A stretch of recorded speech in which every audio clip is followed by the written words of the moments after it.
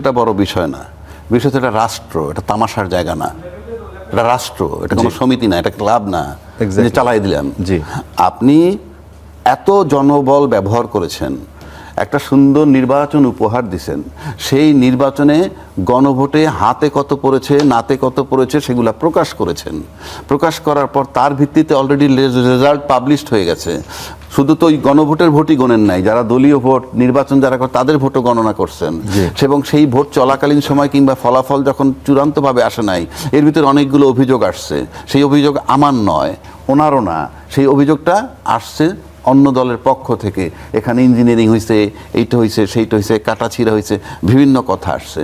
তো নির্বাচন কমিশন যখন আজকে প্রকাশ করলো গেজেট নোটিফিকেশন, এবং সেখানে কিছু ভোট কমছে, এখনও ভোটই জয়যুক্ত হয়েছে, কিন্তু কিছু ভোট কমছে, ৭৪ লাখ ভোটের কথা বললেন যেটা নষ্ট হয়েছে, এই যে বিষয়গুলা, এটা তো আপনি একটা প্রশ্ন থ্রো করে দিলেন যে আপনার কাউন্টিং নিয়ে জটিলতা আছে, এবং আপনার এই কাউন্টিং জটিলতা আপনি সমস্ত কাউন্টিংয়ের আপনি ডাউট প্রকাশ করতে পারেন, কারো কিছু করার থাকবে না।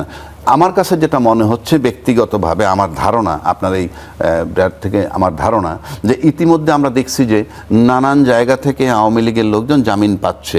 এগুলো কিন্তু আমার মাথা ব্যথা নয়, আমার মাথা ব্যথা না এই কারণে আমি রাজনীতিতে সম্পৃক্ত না। ওই দল একটা আটক থাকলে কার সুবিধা হয়, দল মাঠে আসলে কার বেকায়দা হয়, এগুলো আমার সাবজেক্ট না।